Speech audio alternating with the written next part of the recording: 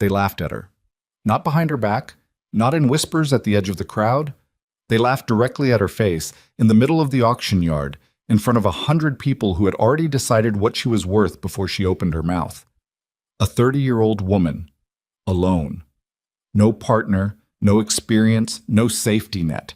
And she had just written the last check in her account to buy 47 broken-down pigs that not a single rancher in the valley would touch. "She's lost her mind," someone muttered. "That farm will be gone before spring," another answered. Beatrice Ashcroft didn't stop walking. She didn't turn around. She kept her shoulders straight and her eyes fixed on the snow-covered hill in the distance, the hill her father had loved, the land her family had nearly died to keep.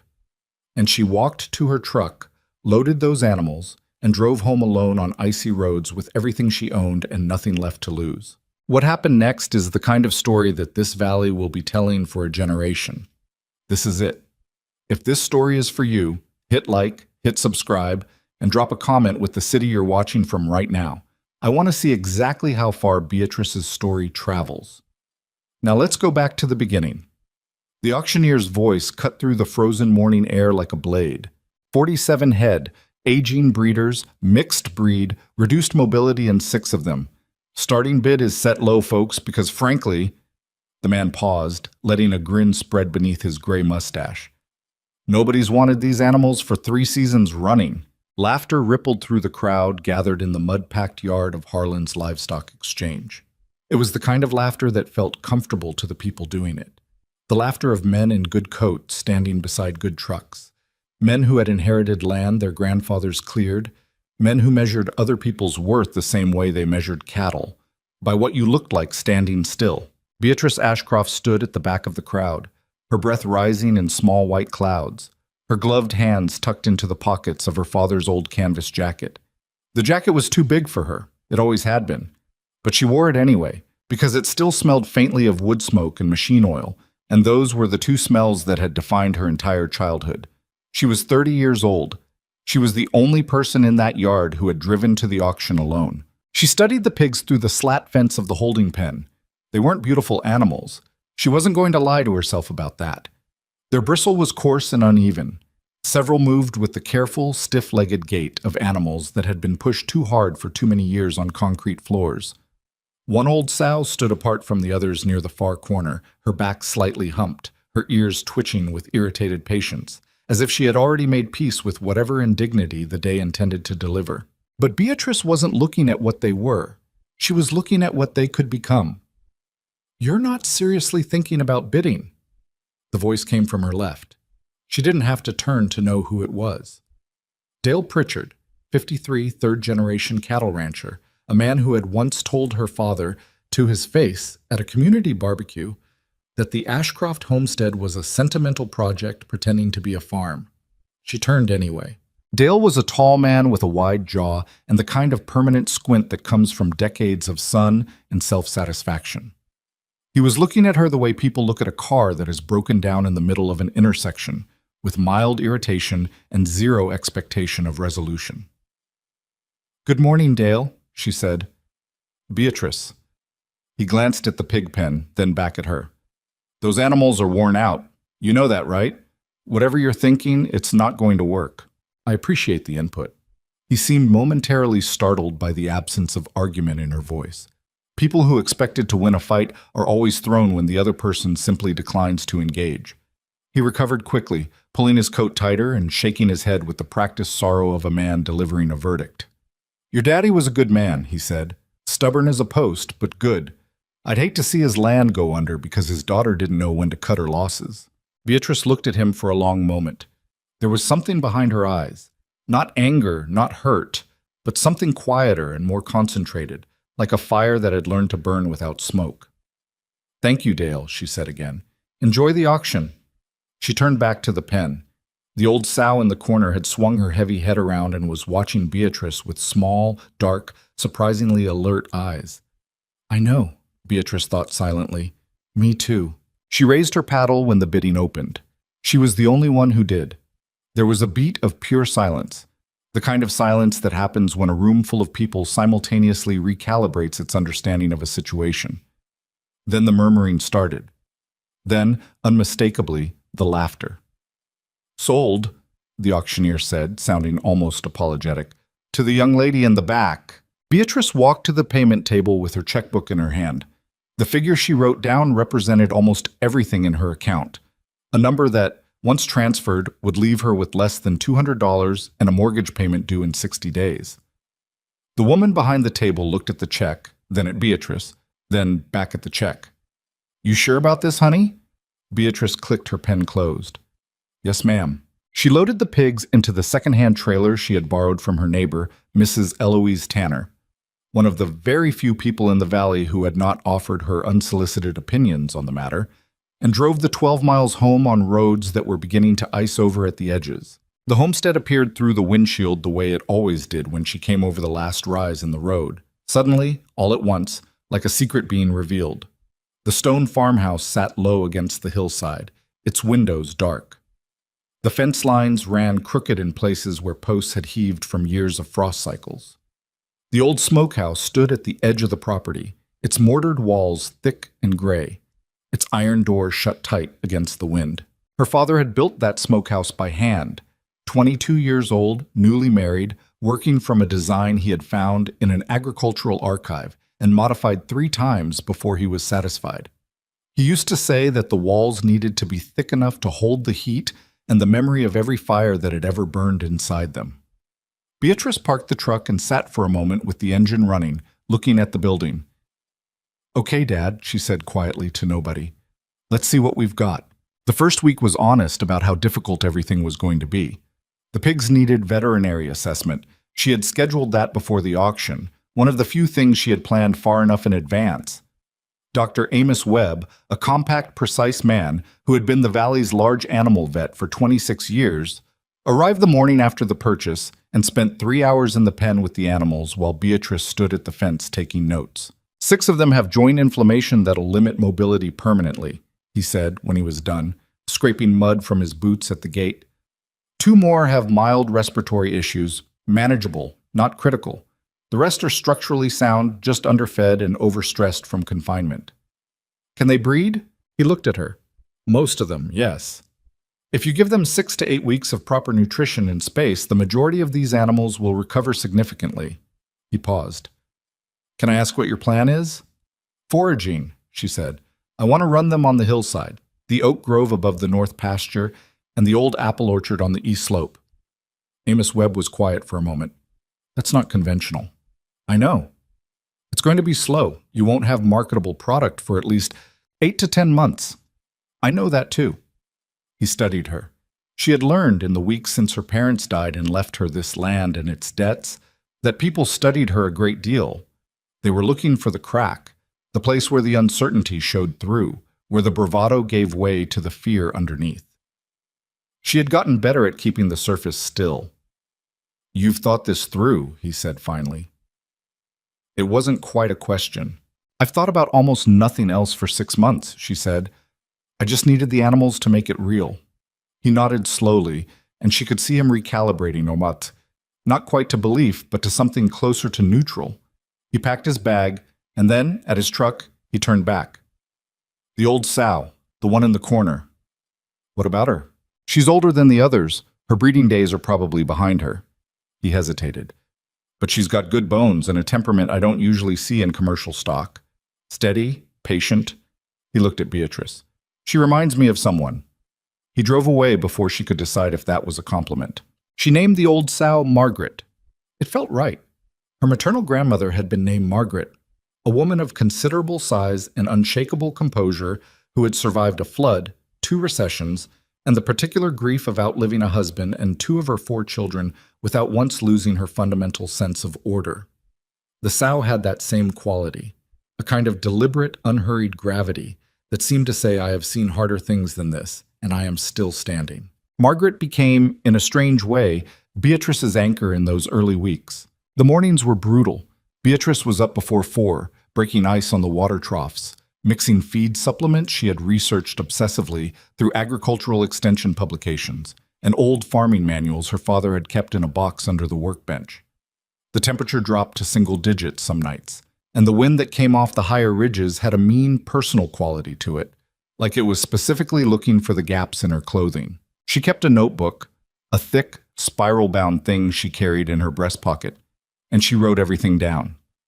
Feed amounts and animal responses, weather patterns and behavioral changes. Small improvements she noticed and wanted to build on. Small failures she needed to understand before they became larger ones. Day 11. The three youngest sows have started moving up the hill voluntarily in the mornings, following acorn concentrations along the north fence line. Good sign. They're developing foraging instinct.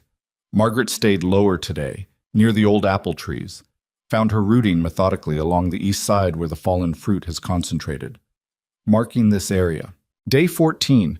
First real snowstorm. Lost 4 inches of waterline insulation.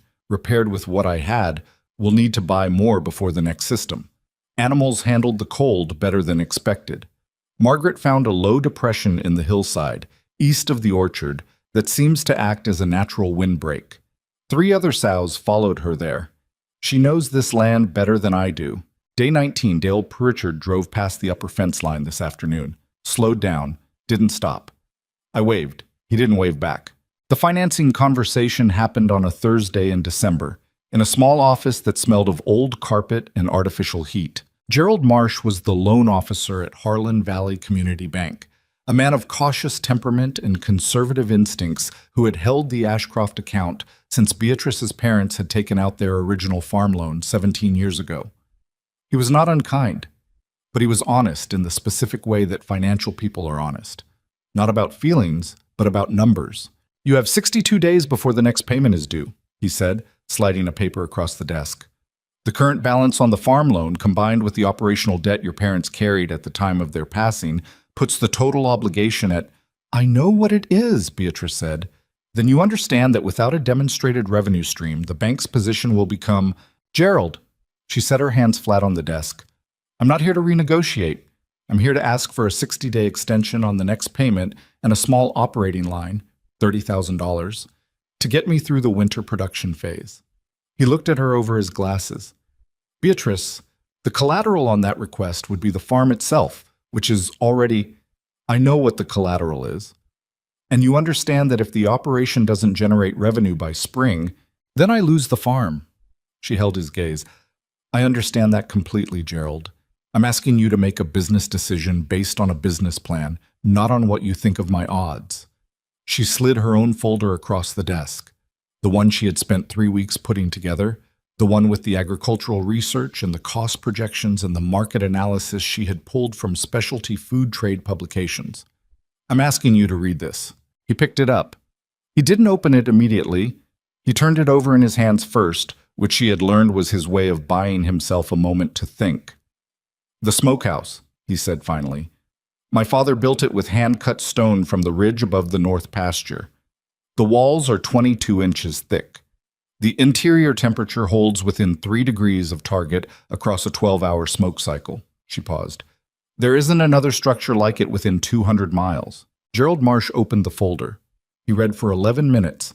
She counted, because she had nothing else to do but watch the clock on his wall and breathe carefully and keep her hands still on the desk. "I'll take this to the lending committee," he said at last. "When do they meet?" "Next Tuesday. I'll need an answer by Wednesday morning." He looked at her again, that recalibrating look she was becoming so familiar with. "You know that people in town are talking about this. I imagine they are. They're not saying kind things." "Gerald," she said, gathering her coat, "the kind things never changed anything." The committee approved the line of credit on Wednesday at 9:47 in the morning. Beatrice was standing in the smokehouse when her phone rang, using a flashlight to examine the interior flue and the way the smoke channels had been carved into the stone. She answered, listened, said thank you, and then stood in the dark for a long moment with the phone held against her chest. Then she went back to examining the flue. She had allowed herself to feel relief for exactly 45 seconds. After that, the only thing that mattered was the work. She began the smoking trials in January. She had sourced 3 heritage curing recipes from agricultural archives, 2 American regional traditions, and 1 that traced back to German immigrant farming communities in the 1880s. And she spent 2 weeks testing variations, adjusting the wood mixture, the salt ratios, the timing of each phase.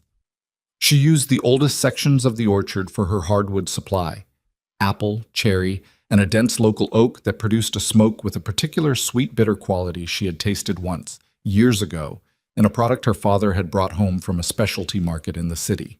He had set the package on the kitchen table and unwrapped it slowly, like it was something important. "Beatrice," he had said, "taste this and tell me what you think." She had been 17. She had chewed thoughtfully and looked at him and said, "I think whoever made this took their time."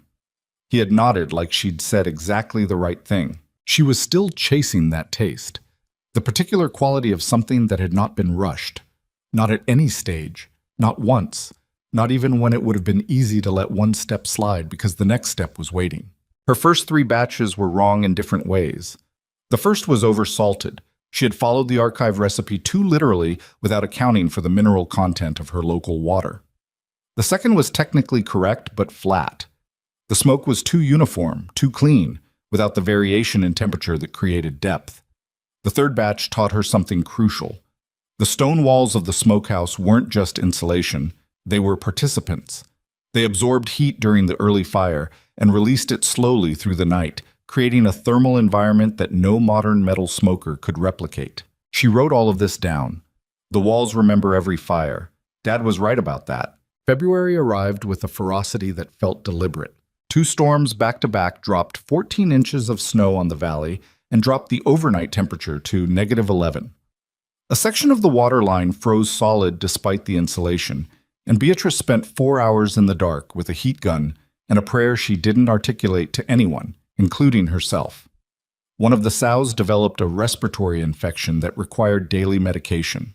A fence section on the north boundary came down under the weight of accumulated snow and ice, and she spent the better part of a Saturday in knee-deep drifts resetting posts by hand. She lost 8 pounds that month. She wasn't trying to, she simply forgot to eat at regular intervals, and when she remembered, she was usually too tired to cook anything more complex than soup from a can. She started keeping granola bars in the pocket of her canvas jacket. She started going to bed with her notebook open on the pillow beside her, because she would think of something as she was falling asleep and needed to be able to write it down without fully waking up. One night she woke at 2 in the morning from a dream she couldn't quite remember. Something about her father's hands, the particular way they moved when he was building something, and found herself standing at the window in the dark, looking out at the smokehouse. The snow was falling. The stone walls were gray and solid against the white hillside. The iron door was shut. She pressed her hand flat against the cold glass. "I am not going to lose this place," she thought. Not as a prayer, not as a wish, as a statement of fact about something that had not yet happened but was going to, as surely as the snow was falling and the stone was standing and the old sow named Margaret was sleeping somewhere on that dark hillside with her head on her forefeet. She went back to bed. She set her alarm for 4. The 4th smoking batch was close. The 5th one was right. She knew it the moment she opened the smokehouse door on the morning of the 7th day, and the smell came out.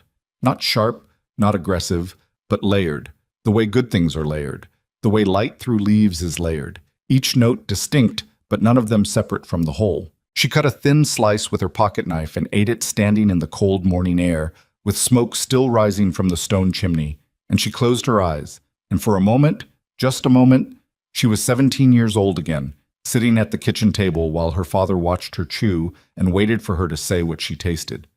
"I think whoever made this took their time." She opened her eyes. The valley spread below her, gray and white, and still half asleep in the early light. Smoke rose from a few distant farmhouses. Somewhere above the ridge, a hawk was making slow, unhurried circles against the pale sky. Beatrice wiped her knife on her jeans and put it back in her pocket. She had a lot more work to do. If this story moved you, even a little, drop a comment with the city you're watching from. I want to know how far Beatrice's story has traveled. Hit like, subscribe, and I'll see you in part 2. The 5th batch sold out in 4 days. She hadn't planned to sell it. Not yet, not formally. She had packed 6 portions into plain brown paper and brought them to the Harlan Valley Farmers Co-op on a Tuesday morning in early March, partly as a test, and partly because she needed to know if what she tasted alone in the cold dawn air was something real or something she had only imagined because she needed it to be real. Donna Parks ran the co-op, She was a woman in her late 50s with silver-streaked hair and the kind of frank, unhurried manner that came from spending 30 years dealing directly with both farmers and customers, which meant she had learned to be honest with everybody and sentimental about nobody. She unwrapped one of Beatrice's packages at the counter, cut a small piece with the knife she kept beside the register, chewed it slowly, and said nothing for a long time. "Where's the rest of it?" she said finally. "That's what I have right now." Donna looked at her. "How soon can you make more?" 7 to 10 days per batch, depending on the cure cycle. "I'll take everything you produce for the next 2 months." She wrapped the sample back up with the particular care of someone handling something they don't want to damage. "I've been selling food in this valley for 30 years, Beatrice. I know what ordinary tastes like. This isn't ordinary."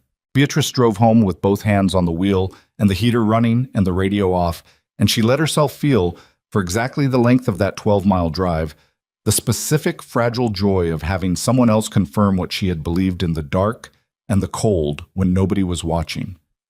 Then she pulled onto the homestead road, parked the truck, and went to check on the herd. There was still a great deal of work to do. The pigs had been on the hillside for nearly 2 months now, and the transformation was not dramatic the way transformations are in stories. It was slow and incremental and required paying close attention to notice. But it was real. The stiffness that had marked several of the older animals was easing. Their coats were filling out. They moved differently on the uneven terrain of the oak grove and the apple orchard, with more purpose, more deliberateness, working the ground with their snouts in long, methodical sweeps that covered the same areas day after day, building a foraging map through habit and memory. Margaret remained the clearest example. The old sow who had stood in the corner of the auction pen, with her ears twitching and her patience intact, had, over the course of those 2 months, established herself as the unofficial center of gravity for the entire herd. Not through aggression. She never rushed the younger animals or displaced them from feeding areas. She simply moved with such unhurried authority that the others organized themselves around her the way water organizes itself around a stone. Beatrice watched her sometimes in the early evenings when the light went flat and gray over the ridge and the hillside took on a kind of stillness that made sound carry differently. You could hear individual acorns dropping through dry leaves 40 yards away.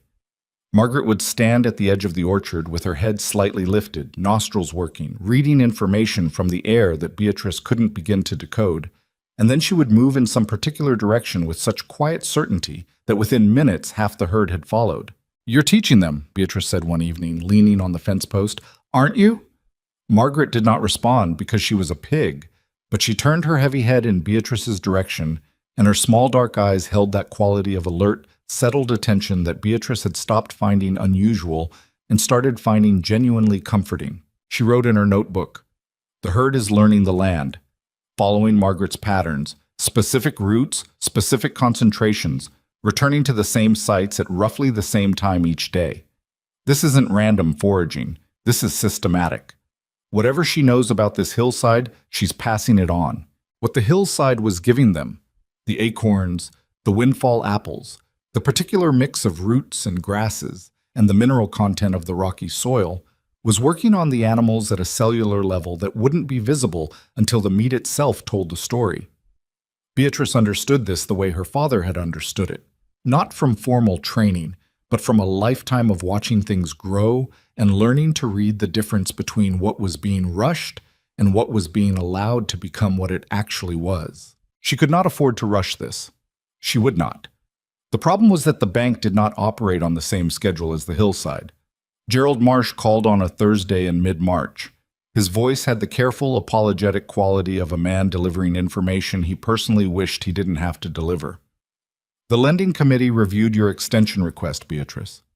And they've approved 60 days, but I have to be transparent with you. There are members of the committee who feel that the operation's revenue timeline is too uncertain to justify any further accommodation after that point." "Who's on the committee?" A pause. "I'm not able to share that." "Dale Pritchard?" A longer pause. "I'm not able to share that." She thanked him, ended the call, and stood in the middle of the kitchen for a moment with the phone in her hand. 60 days. The co-op sales would help, but not enough. Not at current production levels. She needed to move faster without cutting corners, which was precisely the equation that had no clean solution. She poured herself a cup of coffee, sat at the kitchen table, and opened her notebook to a fresh page. At the top she wrote, "What can I control?" And then, beneath it, she began to list, methodically and without sentiment, every variable in the operation that was subject to her influence. By the time the coffee was cold, she had a revised production schedule, a list of 3 potential additional buyers she could approach in the next 2 weeks, and a single underlined note at the bottom of the page. "The smokehouse can run 2 cycles if I manage the timing precisely enough. Try this week." She tried it that week. It worked. It added 6 hours to her daily schedule, which was already beginning at 4 in the morning, but it doubled her output per cycle, and she had learned, was still learning, would probably spend years learning, that the answer to almost every production problem was not to change the process, but to understand it deeply enough to find the efficiency that had been inside it all along. She was not sleeping enough. She knew this. She had started waking in the night not from dreams, but from the specific anxiety of the detailed. Had she checked the temperature in the second chamber before midnight? Had she written down the wood ratio from the last batch? Had she remembered to move the youngest sow away from the fence section that was still showing signs of weakness after the February storm?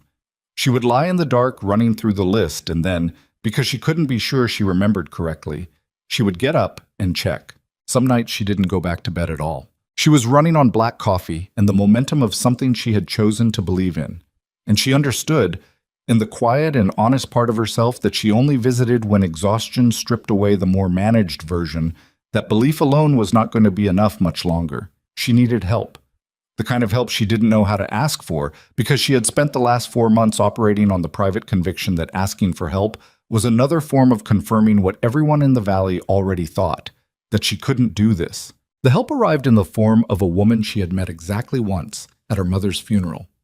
Miriam Cole showed up at the homestead on a Saturday morning in late March with a casserole dish covered in aluminum foil and a directness of manner that Beatrice found immediately both disarming and clarifying.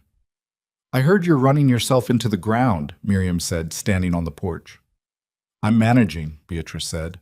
Miriam looked at her the way someone looks at a statement that is technically true and completely inadequate. She was 51, with strong hands and close-cropped dark hair going gray at the temples, and she had the weathered, composed look of someone who had navigated a great deal of difficulty without being diminished by it. Her husband had died 3 years ago, a sudden cardiac event in the middle of an ordinary Tuesday, and she had since been running her small property on the western edge of the valley while raising her daughter Ruby, who was 16 and apparently possessed, according to Miriam, of more practical intelligence than most adults Miriam had encountered. "Can I come in?" Miriam said. Beatrice stepped back from the door. They sat at the kitchen table with coffee, and Miriam set the casserole aside and put her hands flat on the table and said, "I know livestock. 20 years of it before Warren died, and I had to scale back. Swine, cattle, some poultry. I know what I'm looking at when I look at an operation." She paused. "I drove past your north fence line yesterday. I got out and watched your herd for about 20 minutes. Beatrice waited. "What you're doing on that hillside," Miriam said, "is not what anyone else in this valley is doing. And what's coming out of that smokehouse—" She nodded toward the casserole dish. "I got a sample from Donna Parks. I made my daughter try it before I drove over here because I wanted a second opinion." "What did Ruby say?" Miriam almost smiled. "She said, and I'm quoting exactly, 'Mom, this tastes like someone actually cared.'" She looked at Beatrice steadily. "She's 16. She doesn't say things like that about food." Something shifted in Beatrice's chest, something that had been held very tight for a very long time. "I'm not looking for charity," she said carefully. "Good," Miriam said, "because I'm not offering it. I'm offering labor in exchange for fair compensation when the operation can support it, and a handshake agreement until then. Ruby can work weekends. She wants to, which should tell you something about what her social life looks like."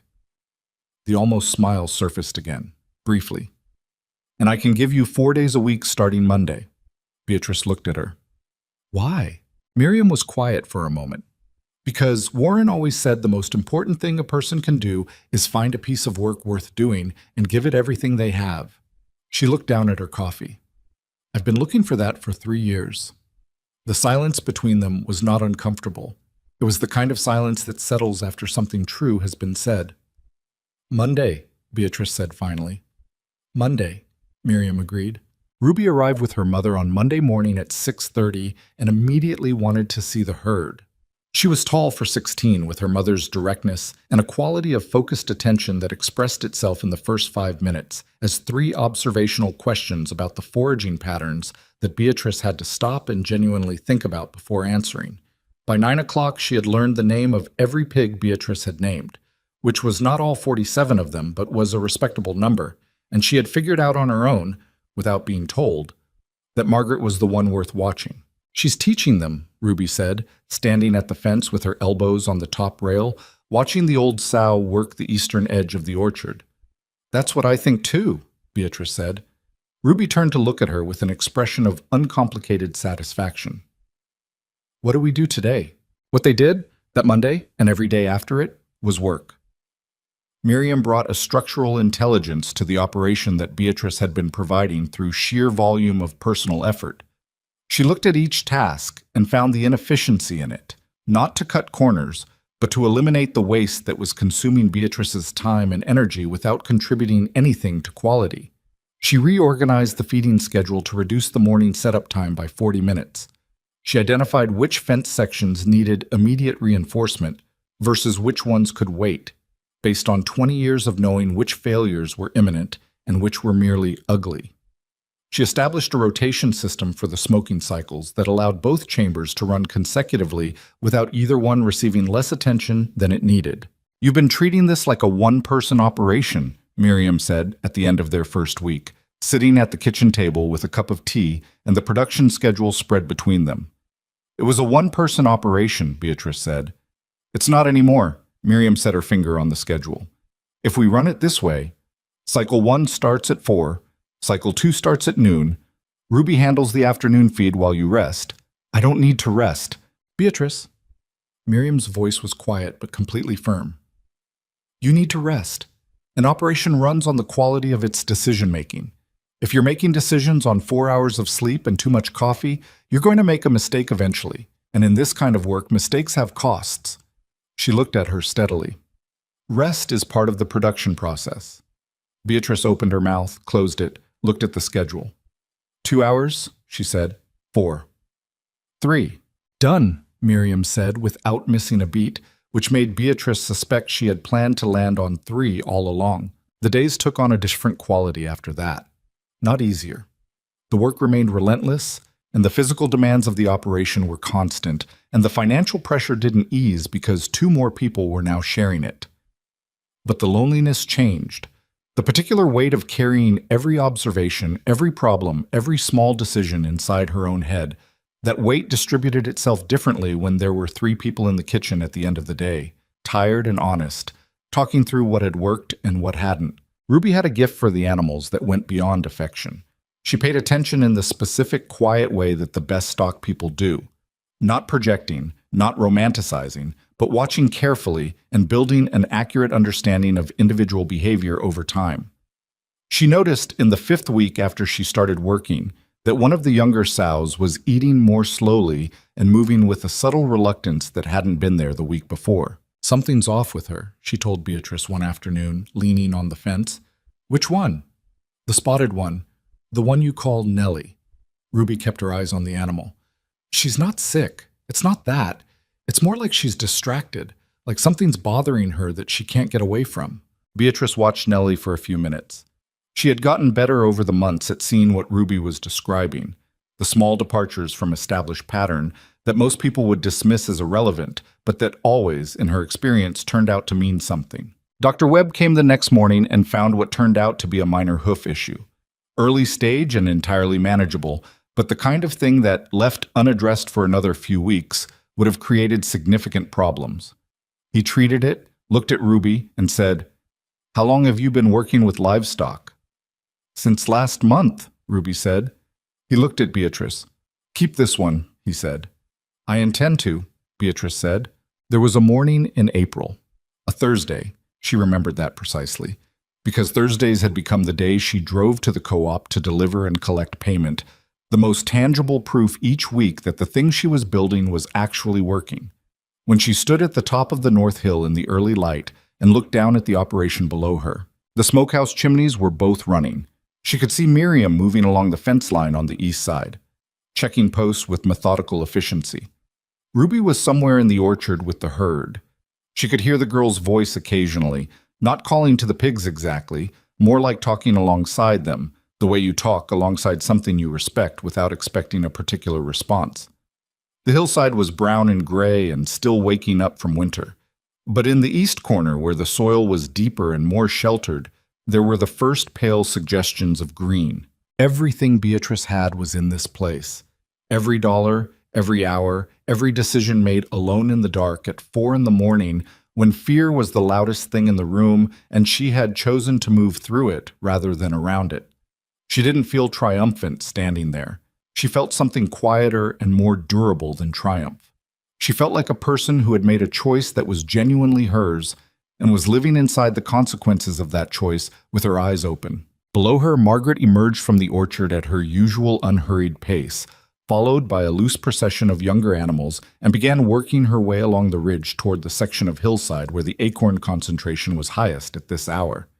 She moved the way she always moved, with that settled, patient authority that had nothing to prove to anyone. Beatrice watched her for a while. Then she put her notebook in her pocket and walked back down the hill to start the day. The man who changed everything arrived on a Wednesday in early May, driving a white company van with a hotel group logo on the side that Beatrice didn't recognize until she looked it up later that evening.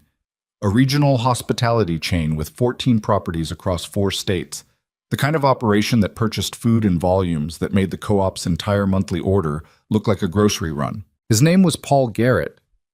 He was somewhere in his mid-40s, with the slightly rumpled, road-worn look of someone who spent most of his professional life driving between suppliers and loading docks and back kitchens, evaluating product with the same dispassionate efficiency that other people brought to spreadsheets. He had gotten Beatrice's name from Donna Parks at the co-op. He stopped there every 6 to 8 weeks as part of a regional sourcing circuit, looking for specialty products his company's chefs couldn't find through conventional distributors. Donna had given him a sample wrapped in the same plain brown paper she used for everything, told him nothing about where it came from or who made it, and watched his face. He had asked for the address before he finished chewing. Beatrice was in the smokehouse when he pulled up. Miriam met him at the gate. Beatrice had not been expecting anyone, and the sound of an unfamiliar vehicle on the gravel brought Miriam out of the barn with the calm, measured wariness she brought to most new situations. She listened to who he was and what he wanted, told him to wait, and came to find Beatrice. "There's a man at the gate," she said, leaning into the smokehouse doorway. "Procurement. Hotel group out of the regional corridor. He says Donna sent him." Beatrice wiped her hands on the cloth she kept tucked in her belt. "What does he look like?" Miriam considered. "Like someone who has tasted a great many things and is not easily impressed." Beatrice came out of the smokehouse. Paul Garrett was standing at the gate with his hands in his jacket pockets, looking at the hillside with the attentive, non-committal expression of a man who had learned to reserve judgment until he had the information he needed. He turned when he heard her footsteps on the gravel, and she could see him doing what people always did when they first encountered her: the brief recalibration, the small adjustment of expectation. She had stopped finding it insulting. It was simply information about the person in front of her. "Ms. Ashcroft," he said, extending his hand. "Paul Garrett. I work regional procurement for the Hartwell Hospitality Group. I'm sorry to show up without calling ahead. I was in the area and I got your address from Donna Parks." "I know who you are," Beatrice said. "What can I do for you?" He reached into his jacket and produced the brown paper package, still partially unwrapped, she noticed, the way you'd carry something you kept coming back to. "I'd like to know more about how this is made." She looked at the package, then at him. "Come in," she said. She gave him the tour that she had never actually planned to give anyone. The hillside operation, the foraging system, the specific geography of the oak grove and the orchard, and the way those 2 distinct ecosystems contributed different things to the animal's diet and therefore to the quality of the fat and the flavor of the meat. She showed him the smokehouse, explained the stone construction and the thermal properties she had mapped through 6 months of trial batches, walked him through the curing process and the wood sourcing and the precise timing of each phase. She talked about it the way she wrote about it in her notebook, without embellishment, without salesmanship, with the particular kind of confidence that comes not from wanting to impress someone, but from actually knowing what you're talking about. He walked beside her and listened. He asked questions that were specific and technically informed. He had clearly been doing this long enough to know what he was looking at, and she answered them directly, without hedging and without exaggerating. When they reached the smokehouse and she opened the door to let him look at the interior, he stood for a long moment in the threshold with the warm, complex air coming out around him, and he was quiet in a way that felt less like hesitation and more like concentration. "How long per batch?" he asked. 7 days minimum? The cure cycle can't be shortened without compromising the result. "How many batches can you run concurrently?" "Currently 2, with precise timing management between cycles." "And your herd size?" 47 breeding animals. The first farrowing cycle will start producing market-weight animals in late summer. She paused. "Growth is going to be measured. I won't push it faster than the land can support." He turned from the smokehouse and looked at her directly for the first time since they'd started walking. "Ms. Ashcroft, I have been sourcing specialty proteins for 11 years. I have been to farms in 4 countries, and I have tasted products that cost more per pound than some people's weekly grocery budget." He folded his arms. "What you have here is something I have not encountered before. Not the product in isolation. It's the system. The integration between the land and the animal and the process." He paused. "My executive chef at the Hartwell flagship property has been looking for something like this for 2 years. I'd like to propose a supply contract." The number he named, per pound, with a 6-month initial commitment, was more than 3 times what Beatrice was getting from the co-op. She kept her face completely still. "I'd need to review the terms," she said, "and I need to be honest with you about production limits. I can't commit to volume I can't deliver, and I won't adjust my process to hit a number." Something shifted in his expression. Subtle, but she caught it. It was respect. The specific kind that comes from hearing someone say no to the easy version of yes. "I wouldn't ask you to," he said. "The process is the product. Change the process, and you've got something else."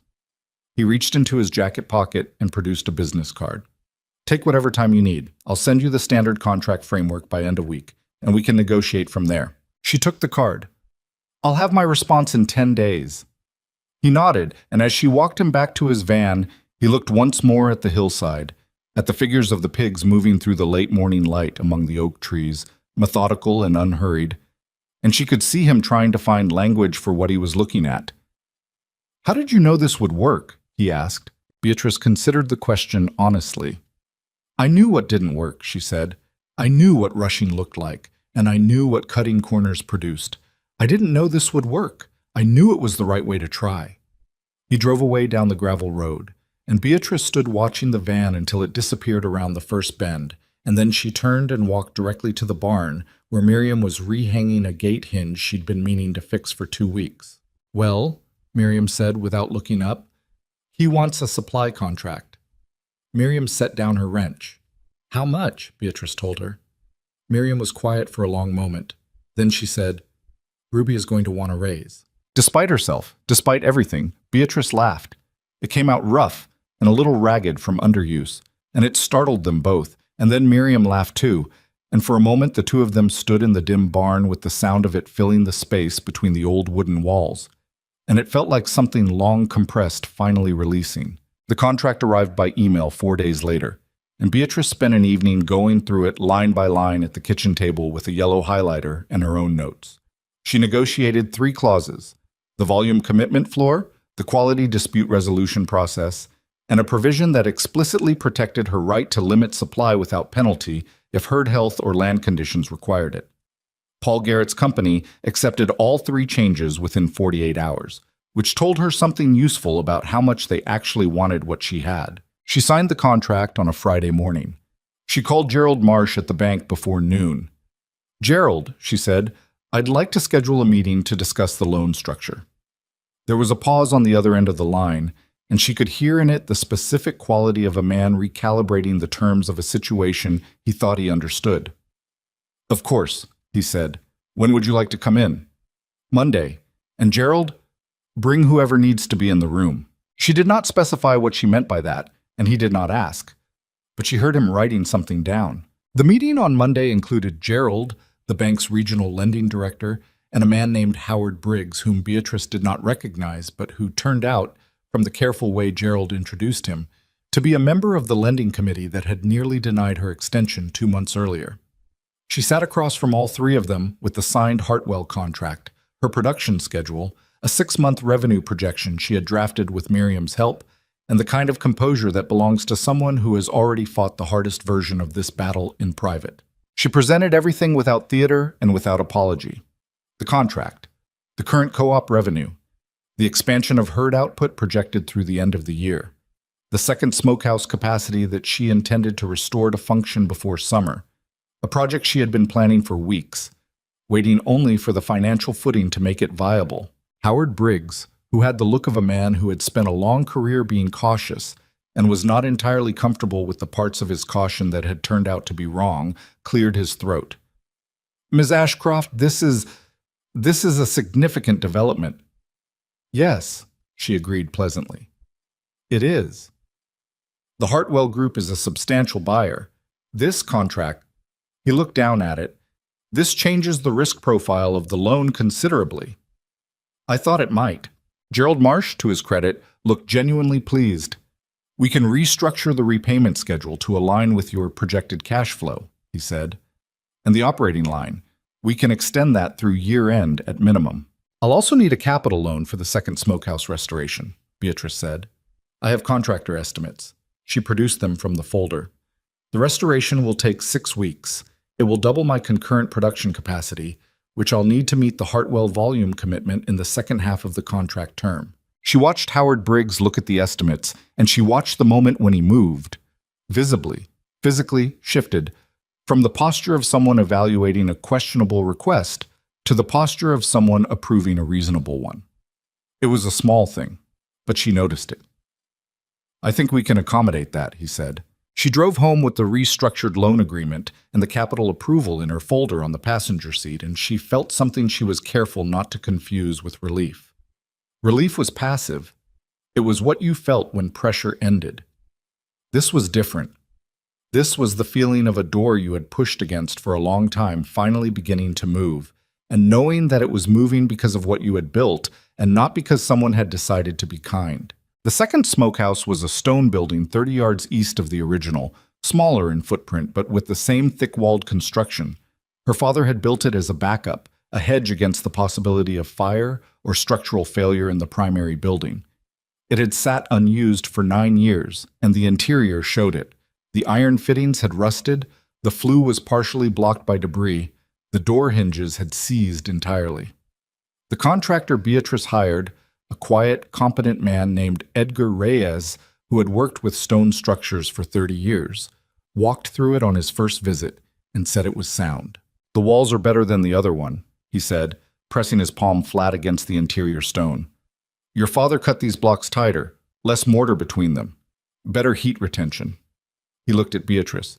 He knew what he was doing. "Yes," she said. He did. The restoration took 7 weeks, not 6, because the flue required more reconstruction than the initial estimate had allowed for. Beatrice spent those 7 weeks running the primary smokehouse at maximum capacity, with Miriam managing the timing precision that 2 concurrent cycles required, while Ruby took on increasing responsibility for the herd's daily management with the kind of steady competence that had long since moved beyond what anyone might have expected from a 16-year-old, spending her weekends and after-school hours in a pig operation on a rocky hillside. It was Ruby who first noticed that the orders were outpacing what they could produce.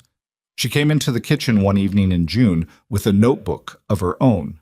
She had adopted the habit somewhere in the second month without anyone suggesting it, which Beatrice had noted with a private satisfaction she didn't express because she didn't want to make it self-conscious.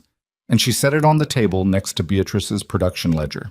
"Look at this," she said, pointing to a column of numbers she had written out. Beatrice looked. Ruby had mapped the current order commitments against the projected production output for the next 12 weeks and found the gap that Beatrice had been aware of in a general way, but had not yet quantified this precisely. "We're short by about 30% of committed volume starting in week 9, Ruby said. "If the second smokehouse comes online when Edgar says it will, we close that gap partially, but not fully." "I know," Beatrice said. So what do we do? Beatrice looked at the numbers. The gap was real, and the consequences of failing to meet contracted supply had a name. It was the beginning of the end of the reputation she had spent 8 months building. You could lose a buyer with a single failure to deliver. You could lose referrals that hadn't happened yet. You could lose the intangible quality of being the operation that did what it said it would do, which was the thing she valued most about what she had built, because it was the thing that was hardest to recover once it was gone. "We're going to have to tell Paul Garrett the truth about the timeline," she said, "before it becomes a problem, not after." She called him the next morning. "I need to flag something," she said when he answered. "The second production facility is running a week behind schedule. That creates a volume shortfall starting in mid-August. I wanted you to know now, not 3 weeks from now, when it's already a missed delivery." There was a silence on his end. She waded through it. "How significant is the shortfall?" he asked. "Approximately 20 to 25% of the August commitment. It resolves completely by September once the second facility is fully operational." Another silence. Shorter this time. "You're calling me 6 weeks in advance of a problem that most suppliers wouldn't have mentioned until it was on my loading dock," he said. "Yes." "Why?" "Because I'd rather renegotiate a timeline in good faith than apologize for a failure after the fact." She paused. "And because you structured this contract in good faith, you deserve the same." What happened on the other end of the line was not what she had expected. Paul Garrett didn't ask for a penalty clause adjustment or a price reduction or a formal amendment to the contract. He said, "Tell you what, I'm going to call my colleague at the Hartwell Northern property. They've been asking me for a specialty supplier for their fall menu.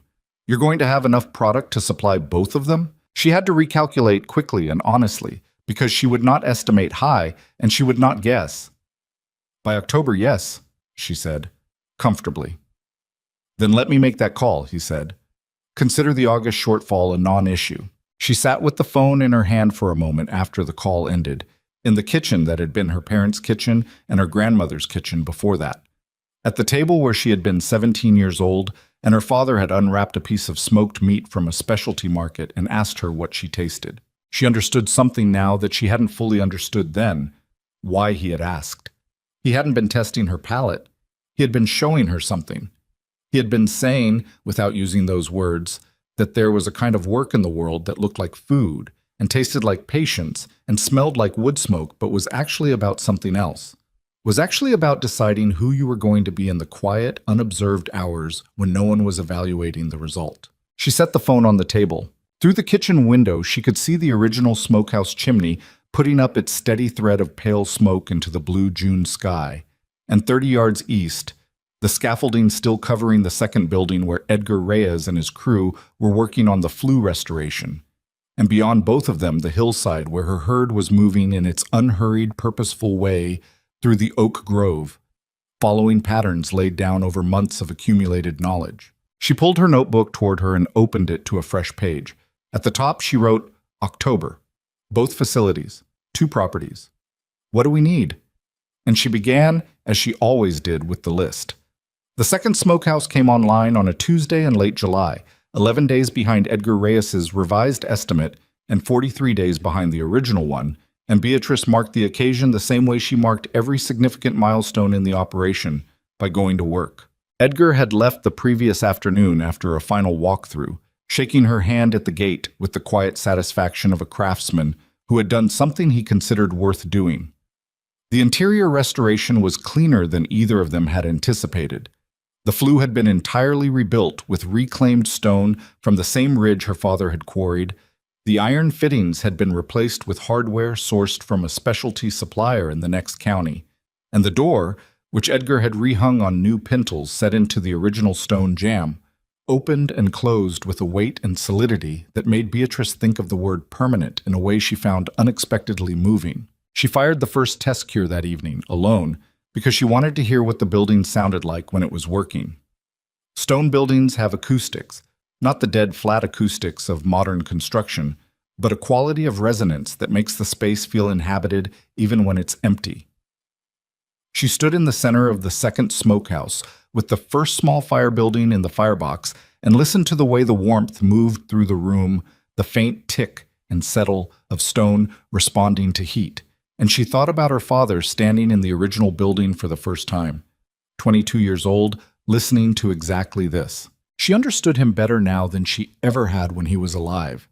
That was one of the things no one warned you about losing a parent, that you would spend years afterward understanding them more deeply, finding them in the details of the work they had left behind, having conversations with them that were entirely one-sided and somehow still clarifying. She stayed in the second smokehouse until the fire was established and the temperature was holding where she needed it. Then she walked back through the dark to the farmhouse, made a cup of tea she didn't finish, and went to bed before 9 o'clock for the first time in as long as she could remember. By August, the operation had a rhythm that felt less like something she was forcing into existence and more like something that had found its own equilibrium. The two smokehouses ran on staggered cycles that Miriam managed with the precision of someone conducting a timed sequence, each building requiring different attention at different points in its cycle, the combined output nearly doubling what the original facility had produced alone. Ruby had taken over the herd's daily health monitoring with enough competence that Dr. Webb had begun scheduling her as a point of contact for routine calls, which she handled with the straightforward seriousness of someone who did not distinguish between her age and her capability. The orders kept coming. Paul Garrett's call to the Hartwell Northern property produced a second contract, as he had promised, and the executive chef there, a meticulous woman named Chef Sandra Okafor, who drove to the homestead in September to inspect the operation before committing, spent 2 hours walking the hillside and the smokehouses and asking questions that were harder and more specific than any Beatrice had fielded yet. What is the feed conversion ratio on the foraging system versus supplemental feed? Chef Okafor asked, standing at the edge of the orchard, watching the herd move through the afternoon light. The herd sources approximately 60 to 65% of their diet through foraging in the active season, Beatrice said. Supplemental feed accounts for the remainder, with higher supplementation in winter. The ratio shifts toward foraging in late summer and fall when mast and windfall concentrations are highest, which is also when the flavor profile of the finished product is most pronounced. Chef Okafor made a note in her own small book. And the smokewood sourcing. Is that consistent year-round?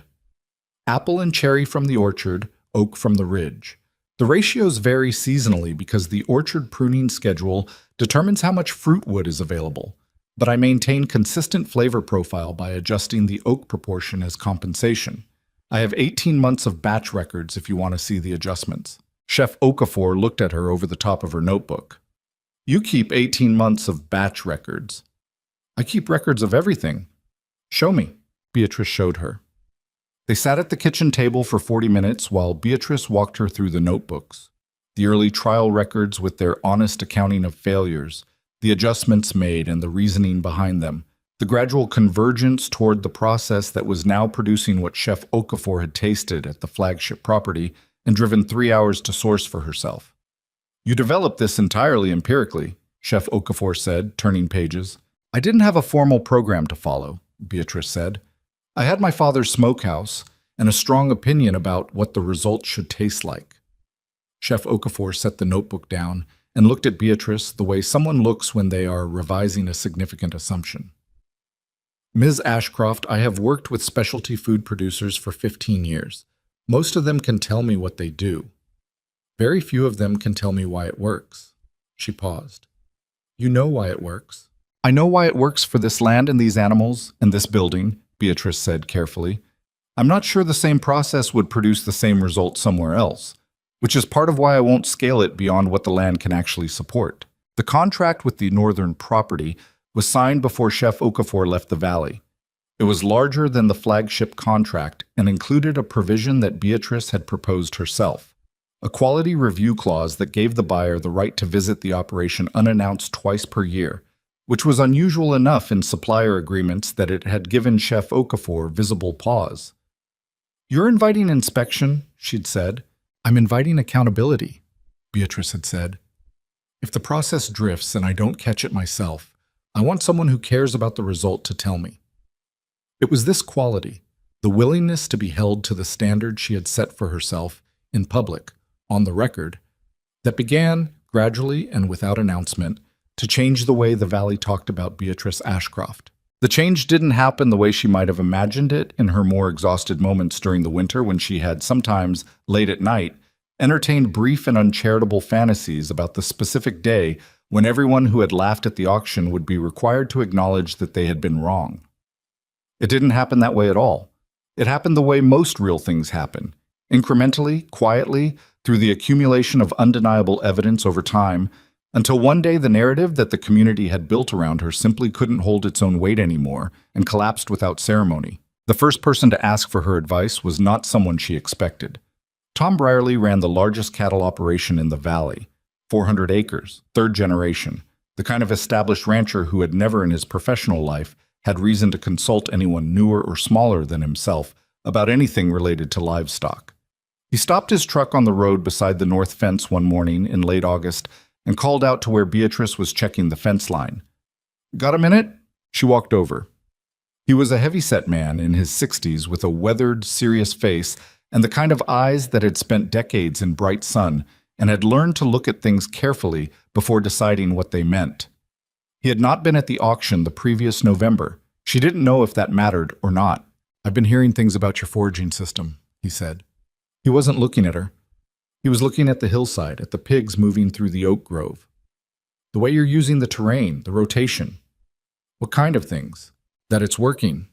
He said it plainly, without any particular coloring of surprise, though she suspected the surprise had been there at some earlier point in his private processing of the information. "I've got a section of my East Range that I've been trying to figure out for 3 years. Rocky, uneven, too steep for efficient grazing with cattle. I've been leaving it fallow, but it costs me in carrying capacity." He finally looked at her. "I've been thinking about small stock, pigs, maybe, but I don't know the first thing about managing them on that kind of terrain." Beatrice looked at the hillside, then back at him. "What's your soil profile on the east section?" she asked. The conversation lasted 40 minutes, standing at the fence with the August heat coming off the road in soft waves. She asked questions, and he answered them, and she gave him her honest assessment of what the terrain could and couldn't support. And she told him what she would do if it were her land, and what she would be careful about, and what she genuinely didn't know because she had only 18 months of experience, and the situations weren't identical. She did not soften anything to make him feel better. She did not inflate her expertise to make herself sound more impressive.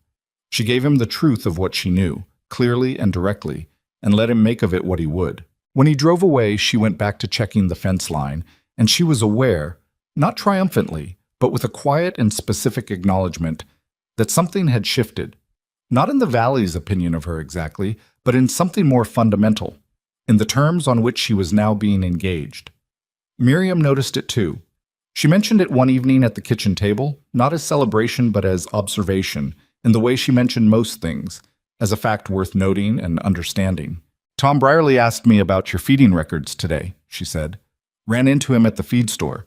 He wanted to know if you kept documentation of the winter supplementation ratios." "What did you tell him?" "I told him you kept documentation of everything." She looked at Beatrice. "I also told him that if he wanted to know something, he should ask you directly instead of triangulating through your employees." Beatrice looked up. "You said that?" "I said it politely." Miriam's expression was mild. "Mostly." Tom Brierley called the next day and asked directly. Beatrice answered his questions, and then, because she had been thinking about it, and because the situation made it logical, she offered to walk his east section with him the following Saturday to give him a site-specific assessment. He accepted with the careful gratitude of a man who was not accustomed to needing things from people he had previously not considered peers. The Saturday walk produced 3 more conversations that week.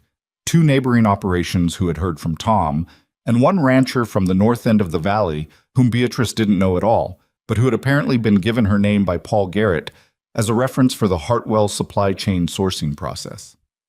She answered all of them with the same directness and the same honest accounting of the limits of her knowledge, and she didn't keep score of who had said what about her in November and who was now calling her in September, because keeping score would have required spending energy on the past that she needed for the present. The one exception, the one moment when the November auction surfaced directly and unavoidably in the present, came on an afternoon in early October, in the feed store parking lot, where she found herself standing 4 feet from Dale Pritchard for the first time since March.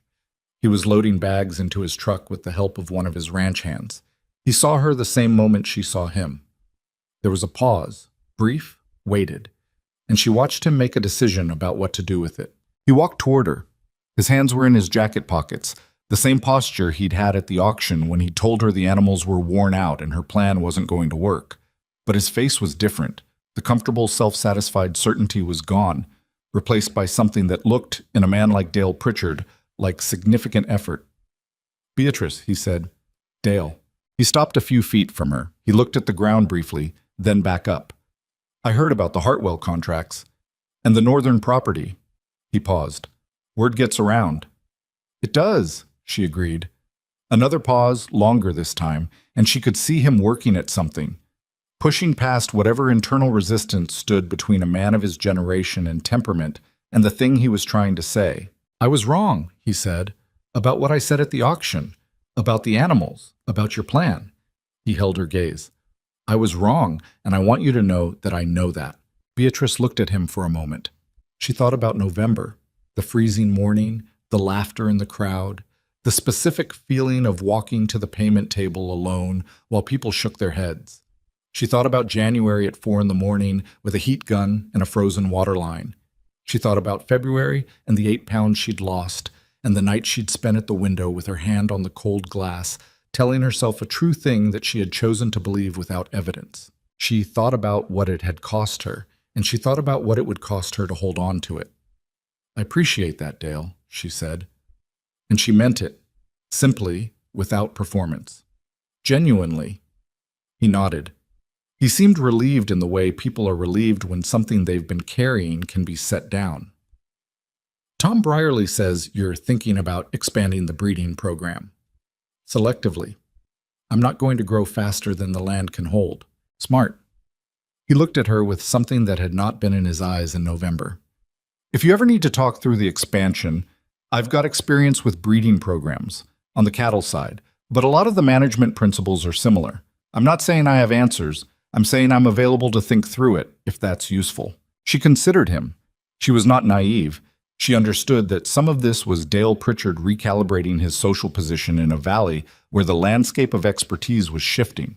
But she also believed, because she had gotten better at reading people over the course of a year that had required her to become a better reader of everything, that the offer was genuine. That he was, in his way, trying to do what Tom Brierley had done, to engage with the reality of what she had built, rather than the assumptions he'd brought to it. "I'll keep that in mind," she said. She drove home when the feed in the back of the truck and the afternoon light going gold over the ridge, and she let herself sit with it, the strangeness of it, the improbability, the fact that she was 30 years old and coming home from a conversation in which Dale Pritchard had apologized to her in a feed store parking lot. She let herself feel the particular satisfaction of that for exactly the length of the drive home, and then she pulled onto the homestead road and parked and went to check on the evening smokehouse cycle. The satisfaction didn't need to be larger than it was. It was enough.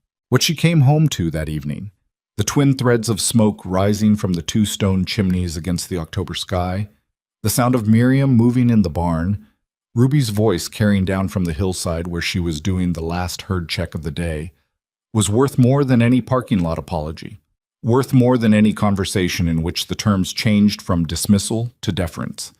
These things were real and hers and built by her hands, and the hands of the people who had chosen to stand beside her, and they would still be real, and hers tomorrow, regardless of what anyone in the valley decided to think. She was standing at the gate looking up at the hillside when Ruby came down, a little breathless from the slope, her notebook in her hand and her hair wind-tangled.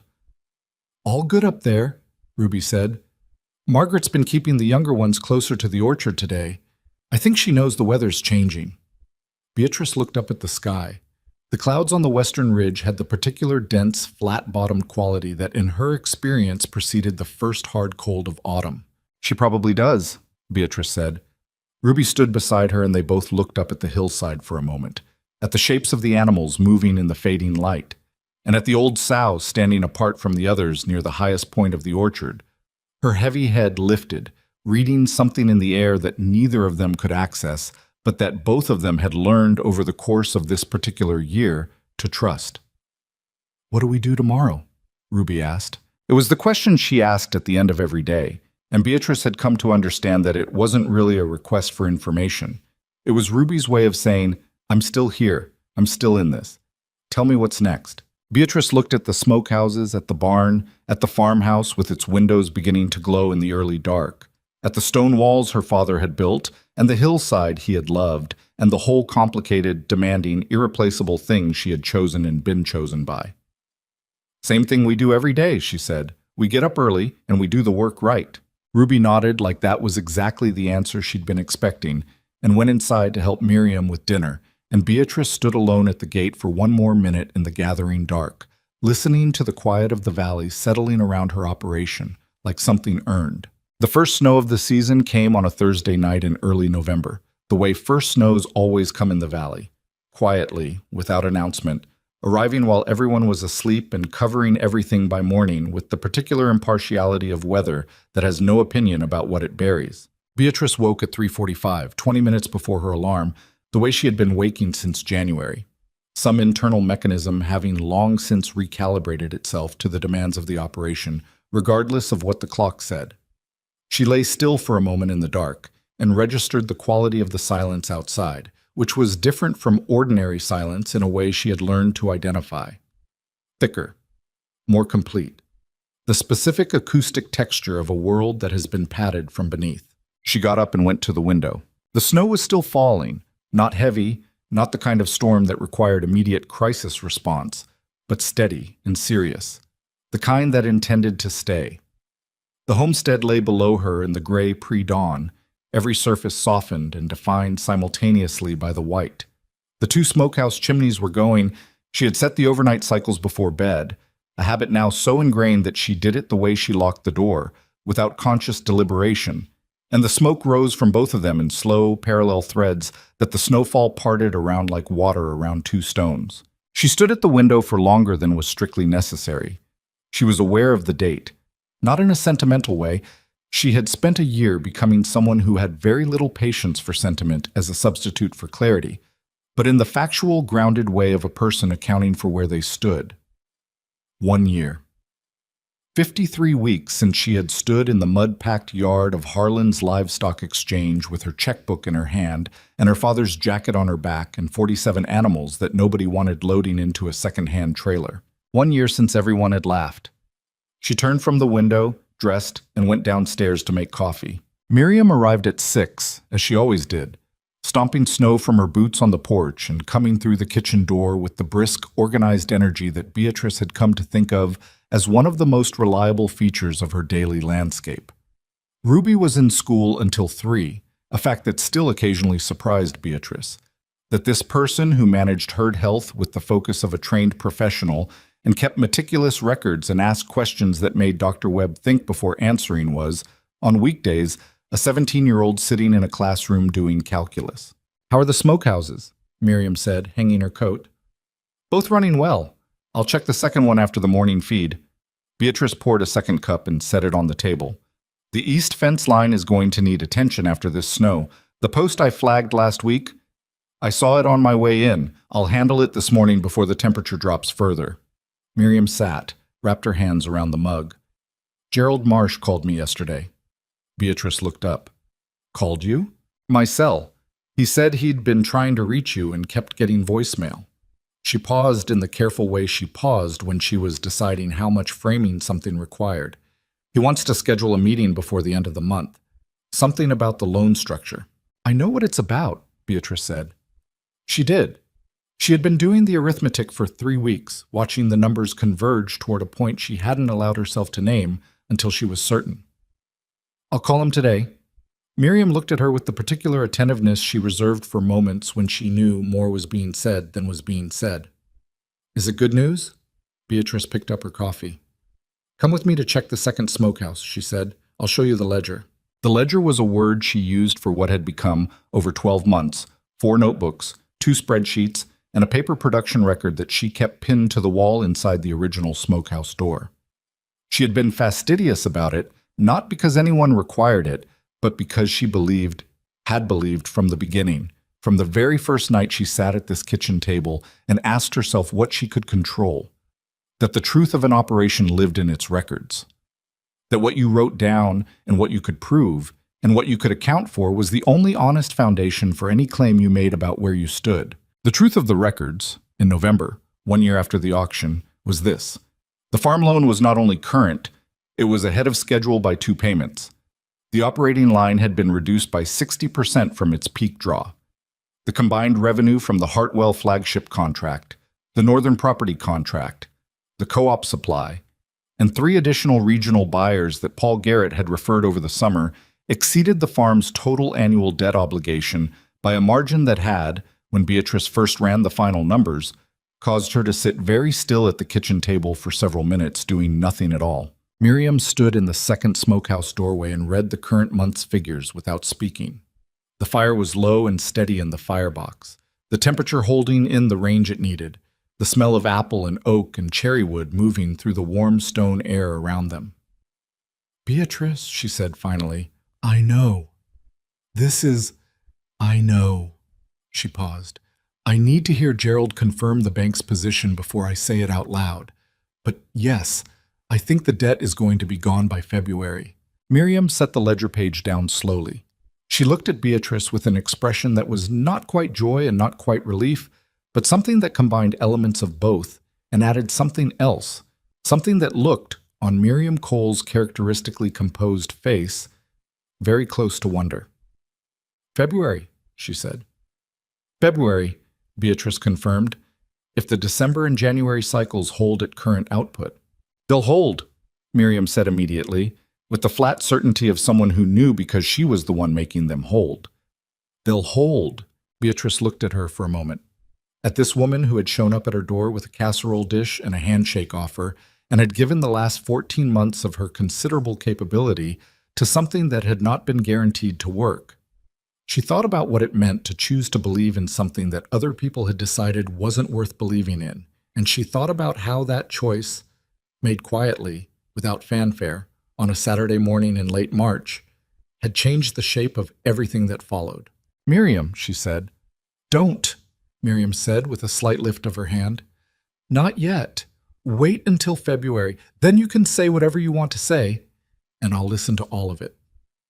She picked up the production log and tucked it under her arm. "Right now, I'm going to fix your east fence line." She walked out into the snow, and Beatrice watched her go, and she allowed herself, briefly, privately, to feel the full weight of what was happening. Not triumph, not vindication. Something quieter and more structural than either of those things. Something that felt like a foundation. The meeting with Gerald Marsh happened on a Monday, 11 days after the first snow.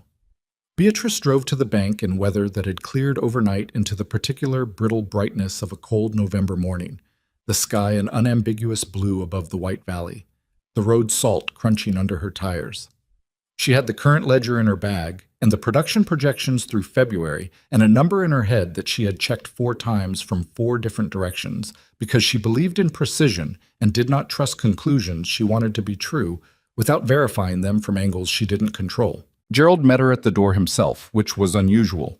He led her back to his office and closed the door and sat across from her with the file that had her name on it, and she could see before he opened it that his posture was different from every previous meeting they'd had in this room. He was not bracing himself to deliver difficult information. He was not holding the careful, apologetic neutrality of a man navigating between institutional obligation and personal sympathy. He was sitting in the easy, open way of someone who is about to say something they are genuinely glad to say. "I've reviewed the account," he said, opening the file, "and I've run the projection numbers based on your current contracts and output levels." "So have I," she said. He looked up. February, she said. He set the file down. For a moment, he simply looked at her. This man who had read her business plan in 11 minutes and taken it to a committee that had nearly rejected it and had called her with 60-day extensions in the apologetic voice of someone managing an outcome they expected to be bad.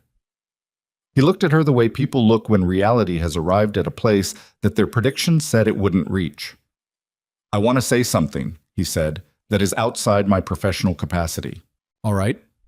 I should have been more—" He stopped, chose the word carefully. "I should have been more decisive in my support. In the early months. The committee's hesitation was— there were voices on that committee that I should have pushed back on more firmly, and I didn't, and I want you to know that I'm aware of that." Beatrice looked at him. Gerald, you gave me the extension and the operating line. You read the business plan. I read it in 11 minutes and made you wait until Wednesday for an answer that should have taken me 30 seconds. But you gave the answer, she said. That's what mattered. He looked as though he might say more, and then decided against it, and nodded once, with the deliberate quality of a man accepting something he didn't entirely feel he deserved. He picked up a form from the folder and slid it across the desk. If the February payment clears the balance as projected, this is the document you'll sign at that time. It's the discharge of mortgage. He paused. I thought you might want to see what it looks like. She picked it up. It was a standard bank form, utilitarian, without ceremony, the kind of document that does not understand the weight of what it represents. Her parents' names were on it, and hers, and the legal description of the land her grandmother had first worked and her father had rebuilt, and she had nearly lost, and had instead, through 14 months of 4 in the morning decisions and a notebook she never stopped filling, turned into something that would outlast the debt that had once seemed certain to consume it. She set it back on the desk. February, she said. February, Gerald confirmed. She drove home through the bright, cold morning, and she did not stop in the valley on the way back, did not make any calls or visits. She went straight home, straight through the gate and up the drive, and she parked the truck and she walked up the hill. It was the North Hill, the highest point of the property, where you could stand and see the full extent of the homestead below. The farmhouse and the barn, the 2 smokehouses with their chimneys, the fence lines running across the snow-covered ground, the oak grove on the eastern slope and the orchard below it, and across the ridge to the west, the broader valley, the neighboring farms, the road that ran through the center of it all, the distant outline of the town. She stood up there in the cold and looked at all of it, and she breathed, and the air was sharp and clean and tasted of winter and wood smoke. Below her, she could see Miriam moving along the south fence line. She could see the herd in the oak grove, dark shapes against the white, working the ground with the unhurried purpose that had become, over the course of a year, the most reliable constant in her daily life. And she could see Margaret. The old sow was standing near the highest point of the orchard, the place she always chose when the weather was uncertain, the place she had apparently determined offered the best combination of shelter and observation. She was not moving. She was standing in the snow with her heavy head slightly lifted, doing what she had always done, reading the air, reading the land, reading whatever information the world was making available to those patient enough to receive it. Beatrice watched her for a long time. She thought about the auction. She thought about standing at the back of that crowd with her paddle in the air and hearing the laughter start. That specific sound, the laughter of people who have already decided the outcome and find the alternative amusing. She thought about what she had seen in those 47 animals that everyone else had written off. Not what they were, but what they could become, given the right conditions and enough time and someone willing to bet on the process rather than the current result. She thought about how that was the same thing she had seen in herself. The afternoon that Ruby came home from school and found Beatrice still on the North Hill was 4 days after the bank meeting. Ruby dropped her bag at the gate, came up the slope in her school coat, and stood beside Beatrice without asking why she was there, in the way she had learned over 14 months to simply occupy whatever space was available and let the moment be what it was. "Big day," Ruby said. "Not particularly." Beatrice paused. "I got a call from a food editor, magazine out of the city. Someone at the Hartwell flagship told her about the operation. She wants to send a writer and a photographer." Ruby considered this. "How do you feel about that?" "I don't know yet." She paused. "Your mother thinks I should do it." "My mother is almost always right," Ruby said. "I find that annoying and reliable in equal measure." Beatrice almost smiled. "She is." They stood for a moment in the cold. The valley spread below them. "Ruby," Beatrice said. "Yeah. What do you want to do? After school? With your life?" It was a question she had not asked before directly, and she was aware it was a weighty thing to ask a 17-year-old standing on a snowy hillside at 4 in the afternoon. But Ruby didn't seem burdened by it. She looked out at the valley with the same particular focused attention she brought to everything. The herd, the records, the fence lines, the problems that needed thinking through, and was quiet for a moment. "I want to do this," she said. "Some version of this. Not necessarily pigs. I mean, yes, pigs, obviously, but the whole thing. The land and the process and the records and the figuring it out. She paused. I want to understand how things grow, and I want to build something I understand completely, from the bottom. Beatrice nodded slowly. There's an agricultural science program, she said, at the state university. Full degree program, 4 years, with a livestock management specialization. I pulled the information last month. She looked at Ruby. I didn't know how to bring it up without it seeming like I was trying to get rid of you. Ruby turned to look at her. You pulled the information last month? It's a good program. Beatrice. Ruby's voice had a quality in it that was very similar to her mother's, that particular grounded steadiness. Are you saying you'd help me apply? I'm saying that when you're ready, and if it's what you want, I would consider it a sound investment. Beatrice looked at her directly. This operation is going to need people who know what they're doing in 10 years. I'd rather develop them than hire them. She paused. And I don't want you to stay here because it's the only option available to you. I want you to come back because you chose to. Ruby was quiet for a long time. When she looked at Beatrice again, her eyes were bright in a way that she was clearly working to manage, with the dignity of a 17-year-old who did not intend to cry on a hillside. You've been thinking about my future, Ruby said. I think about everything, Beatrice said simply. You know that. Ruby laughed, short and a little unsteady, and looked away at the valley. Yeah, she said, I do know that. They walked back down the hill together as the light went flat and early dark began collecting in the low places of the landscape. And inside the farmhouse, Miriam had already started dinner.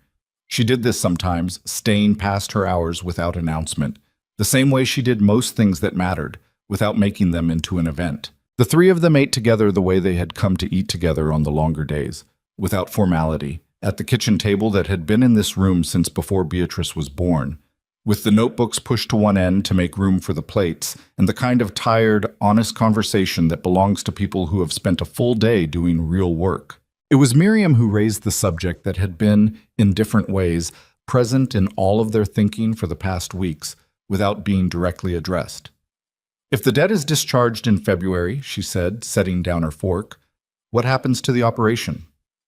What do you mean? Beatrice said.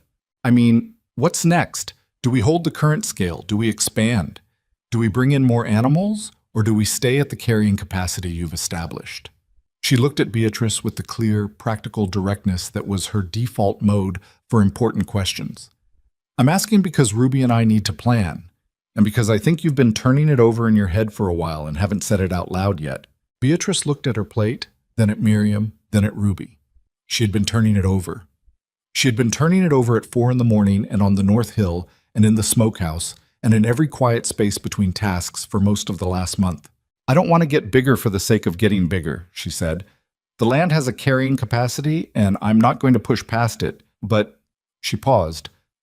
I've been thinking about a breeding program. Selective. Using the genetics from the best animals in the current herd to develop a line that's specifically suited to this terrain and this foraging system. She looked at Ruby. Which is part of why I want someone with formal agricultural science training in the operation eventually. And the second property? Miriam said. It was the first time the second property had been said out loud in this kitchen, and yet neither of them looked surprised, which told Beatrice that they had each, independently, arrived at the same logical next step from where the operation currently stood. The 80 acres on the ridge above the north boundary. It had come on the market in September.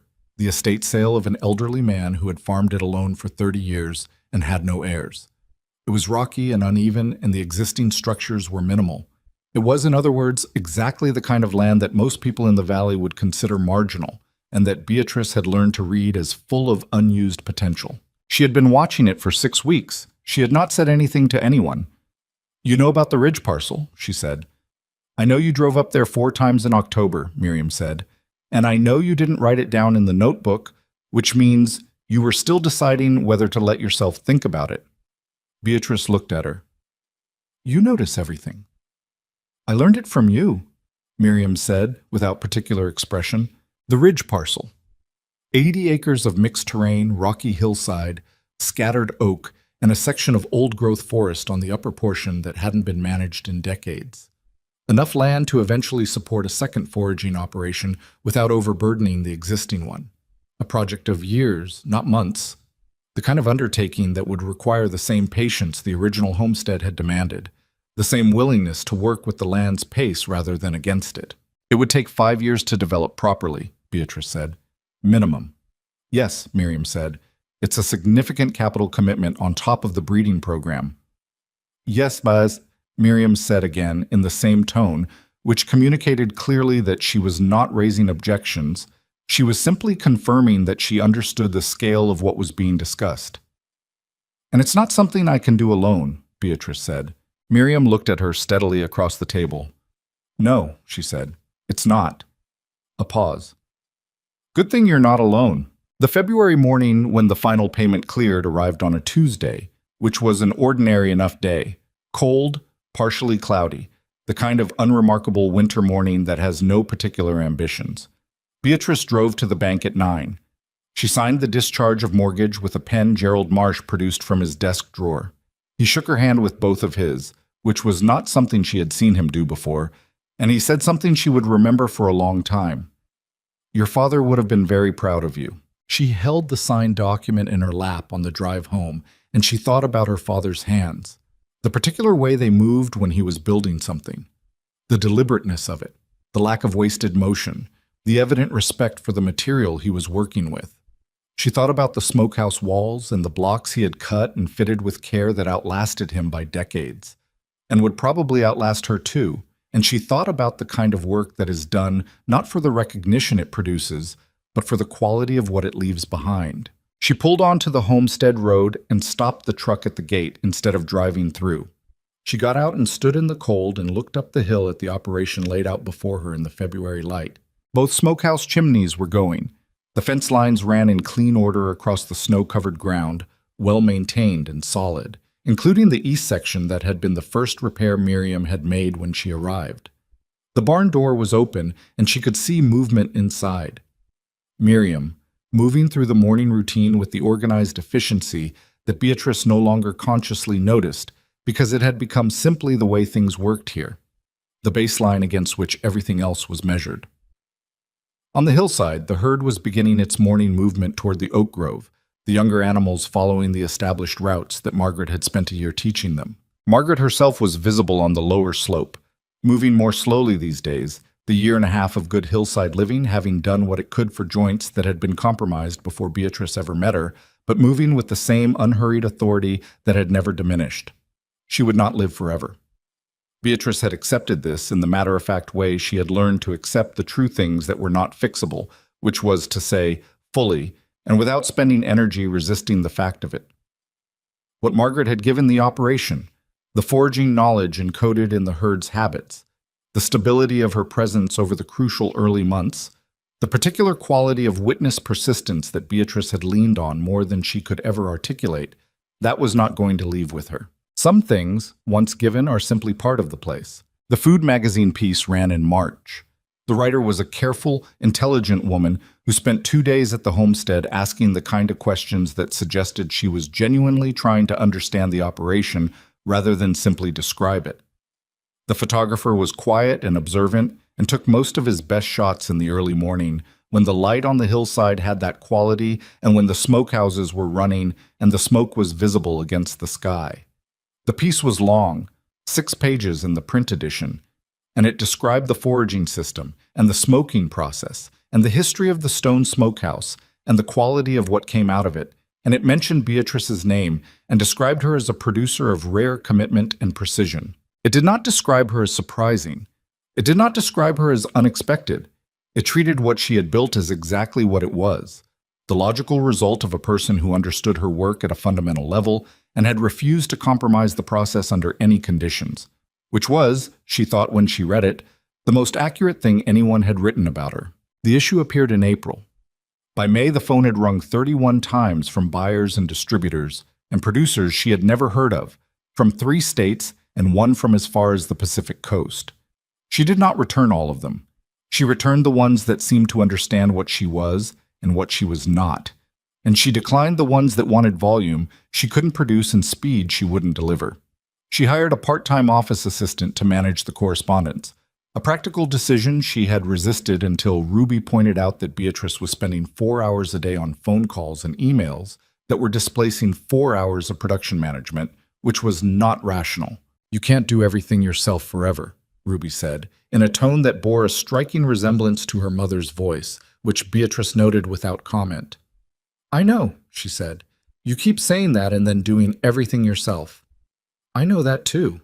Ruby looked at her with the fond, slightly exasperated expression she had developed over the past year for situations in which Beatrice was being correct about something and stubborn about it simultaneously. "I'll find someone," Ruby said. "I know what to look for." "You do," Beatrice agreed. Ruby found someone in 2 weeks, a recently retired schoolteacher named Francis Webb, no relation to the veterinarian, who had, it turned out, grown up on a farm 30 miles south, and had a brisk, unsentimental competence with correspondence and scheduling that made Beatrice wonder, when she saw Frances handle her first full week of calls, how she had managed without her. The Ridge parcel closed in June. Beatrice stood on the boundary of the new property on the morning of the closing with Miriam beside her, and the summer light coming through the old-growth forest on the upper section and falling in broken, shifting patterns on the ground. And she looked at 80 acres of land that was not yet anything except potential in history, and the beginning of a very long project. And she felt the familiar sensation of standing at the start of something she could not see the end of, and having made peace with that as the only honest way to begin. 5 years, Miriam said. "At least," Beatrice said. "Ruby will be finished with her program by then, if she goes." "She'll go." Beatrice looked up through the trees. "And she'll come back." Miriam was quiet for a moment. The forest was full of the sound of June, birds and wind, and the particular quality of deep summer just beginning, full of itself, unhurried, not thinking yet about what would follow. "Warren would have liked this," Miriam said. It was one of the very few times she had mentioned her husband directly, and she said it with the same composed, unguarded honesty that marked everything she said. Not performing grief, not dramatizing memory, simply making a factual statement about a person who had mattered. He believed in this kind of work, the long kind, the kind you can't finish in a lifetime. Beatrice looked at her. "I believe in that too," she said. "I know you do." Miriam looked back at the trees. "That's why I'm still here." The anniversary of the auction fell on a Saturday in November, cold and clear, a year and 12 months after a morning when the whole valley had laughed and a 30-year-old woman had written a check that emptied her account and loaded 47 unwanted animals into a borrowed trailer and driven home on icing roads and made a private promise she had never once stopped working to keep. Beatrice woke at 3:45 and lay still in the dark for a moment, registering the silence, the quality of cold air at the window, the familiar acoustic texture of a world preparing for snow. She got up. She dressed. She made coffee. She stood on the porch with the mug in both hands and watched the snow begin. Just the first tentative flakes, feeling out the air, deciding whether to commit. And she looked at the homestead in the early dark, at the 2 smokehouse chimneys putting up their steady threads of pale smoke into the winter sky. The farm was hers. The debt was gone. The Ridge parcel was hers. The breeding program was in its 2nd generation, producing animals that carried the foraging instinct and the temperament of the original herd with the genetic improvements that Miriam had spent 18 months selecting for. The Hartwell contracts were in their 2nd year. There were now 6 buyers across 3 states, and Paul Garrett had sent her a handwritten note in September that she kept in the desk drawer because she was not sentimental, and she kept it anyway. The valley had stopped talking about her in the way it had once talked about her. Not because the talking had stopped, valleys always talk, but because the story had changed so completely that the old version of it simply had no foothold anymore. What had replaced it was not legend or celebration. It was something simpler and more durable, a factual understanding held by everyone who worked the land in that part of the county, that the Ashcroft operation knew what it was doing and that the person running it was someone worth listening to. Dale Pritchard had called her twice in the fall, genuinely, not out of social obligation, to talk through a pasture management question and then, separately, to ask her opinion on a breeding decision he was considering. Both conversations had been practical and direct and entirely without the baggage of the auction, which had not been forgotten by either of them but had been, on both sides, set down. Tom Brearley had introduced her at the county agricultural meeting in October. She had been asked to speak about the foraging system, and had used the word pioneer, which she had immediately and genuinely objected to, not out of false modesty, but because the word implied originality that belonged to the traditions and the knowledge she had drawn on, not to her. She had said so from the podium in front of 60 farmers and 2 county extension agents.